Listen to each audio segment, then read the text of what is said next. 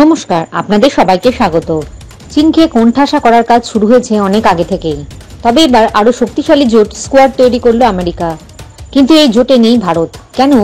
দক্ষিণ চীন সাগরে ও ভারত প্রশান্ত মহাসাগরীয় অঞ্চলে লাল ফৌজের দাদাগিরি আটকাতে বন্ধু ভারতের উপরে আস্থা হারালো আমেরিকা।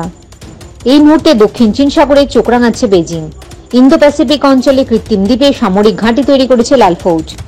ফলে বিপন্ন ওপেন ট্রেড রুট বা মুক্ত বাণিজ্য পথ। অন্যদিকে গত কয়েক মাস ধরে তাইওয়ান সীমান্তে সামরিক মহড়া তীব্র করেছে লাল ফৌজ, যা নিয়ে আমেরিকা ও চীনের মধ্যে সংঘাত তীব্র হচ্ছে। তাই কমিউনিস্ট দেশটির গাজোয়ারি রুখতে প্রতিরক্ষা ক্ষেত্রে নয়া কৌশল নিয়েছে ওয়াশিংটন। মার্কিন প্রতিরক্ষা সচিব লয়েড অস্টিনের নেতৃত্বে গঠন করা হয়েছে স্কোয়াড। এই জোটে আমেরিকার সঙ্গে রয়েছে জাপান, অস্ট্রেলিয়া ও ফিলিপিন্স, কিন্তু নাম নেই ভারতের।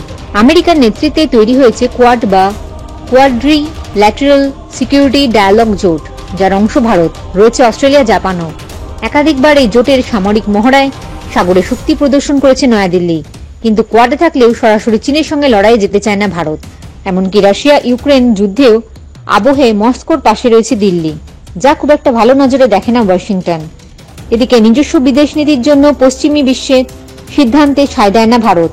তাই কোনোদিন যদি চীন ও রাশিয়ার সঙ্গে সরাসরি সংঘাতে জড়ায় আমেরিকা, তাহলে ভারত কতটা পাশে থাকবে তা নিয়ে সংশয় রয়েছে। বিশ্লেষকদের মতে এই কারণে স্কোয়াডে ভারতকে রাখেনি আমেরিকা। জানা গিয়েছে সম্প্রতি হাইওয়ে স্কোয়াড গঠনের জন্ম জাপান, অস্ট্রেলিয়া ও ফিলিপিন্সের সঙ্গে বৈঠক করেছে আমেরিকা। আগামী দিনে চীনকে নজরে সাগরে 4টি দেশে যৌথ সামরিক মহড়া করবে। সাগরে নিরাপত্তা বজায় রাখতে কাজ করবে এই জোট। এ নিয়ে মার্কিন প্রতিরক্ষা সচিব লয়েড অস্টিনের বিজ্ঞপ্তি দিয়ে জানালো, ইন্দো প্যাসিফিক অঞ্চলে শান্তি ও স্থিতিশীলতা বজায় রাখতে এই সিদ্ধান্ত নেওয়া হয়েছে। আমরা একত্রিত হয়ে বাস্তবায়ন করব। এদিকে আমেরিকার এই নতুন জোট গঠনের কড়া বিরোধিতা করেছে চীন। এতে দক্ষিণ চীন সাগরে উত্তেজনা আরো বাড়বে বলে নিন্দা করেছে সেই দেশের একটি সংবাদ মাধ্যম। ফলে স্কোয়াড গঠন নিয়ে ফের একবার দুদেশের মধ্যে সংঘাত তীব্র হলো। তবে আমেরিকার এই পদক্ষেপে এখনো কোনো প্রতিক্রিয়া দেয়নি ভারত।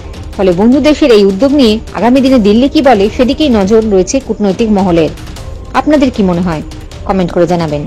জয় হিন্দ, জয় জওয়ান, জয় কিষান।